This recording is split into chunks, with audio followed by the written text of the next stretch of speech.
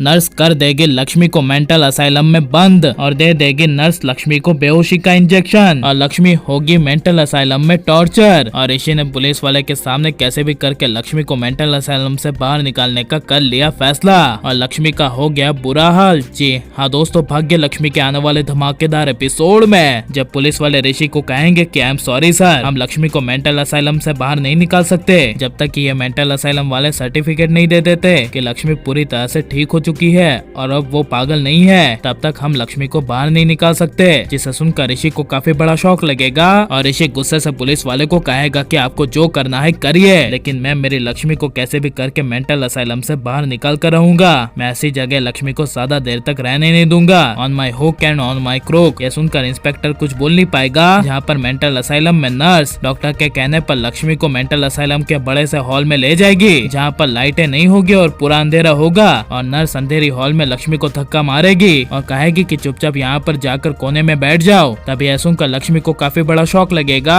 और लक्ष्मी कहेगी आप ऐसा क्यों करी है। तभी नर्स गुस्से से कहेगी तुझे सुनाई नहीं देता, मैंने क्या कहा, चुपचाप अपना मुंह बंद करके उधर कोने में बैठ जा। अगर तू वहाँ जाकर नहीं बैठी और कुछ भी बकबक की तो देख लेना तुझे मैं बेहोशी का इंजेक्शन दे दूंगी। यह सुनकर लक्ष्मी कुछ भी बोले बिना धीरे धीरे चलकर अपने मिंटू यानी कि ऋषि को याद करके बैठ जाएगी, जहाँ पर लक्ष्मी अपना गुड़िया लेकर रोती हुई ऋषि को याद करेगी और कहेगी कि ऋषि मेरा मिंटू आया था, लेकिन ये लोग कैसे लोग हैं, इन लोगों ने मेरे मिंटू को मुझसे दूर किया, ये लोग चाहते क्या हैं। ये कहती हुई जब लक्ष्मी ऋषि को याद करती हुई रोएगी तभी ऋषि पुलिस स्टेशन से आयुष शालू पानी के साथ अपने घर चला जाएगा, जहाँ पर वीरेंद्र दादी नीलम ऋषि के आने का इंतजार कर रहे होंगे। और ऋषि जब जैसे ही घर आएगा तभी वीरेंद्र ऋषि को देखकर ऋषि को कहेगा कि ऋषि क्या हुआ, लक्ष्मी कहाँ पर है, तो लक्ष्मी को नहीं लाया। तभी ऐसा सुनकर ऋषि रोते हुए वीरेंद्र को गले लगाकर कहेगा कि dad I am so sorry, मैं लक्ष्मी को नहीं ला सका, मुझे माफ कर देना। वो लोगों ने लक्ष्मी को लाने से मना कर दिया और कहा कि जब तक सर्टिफिकेट नहीं बन जाता कि लक्ष्मी पागल नहीं है तब तक वो लोग मेंटल असाइलम में ही लक्ष्मी को रखेंगे।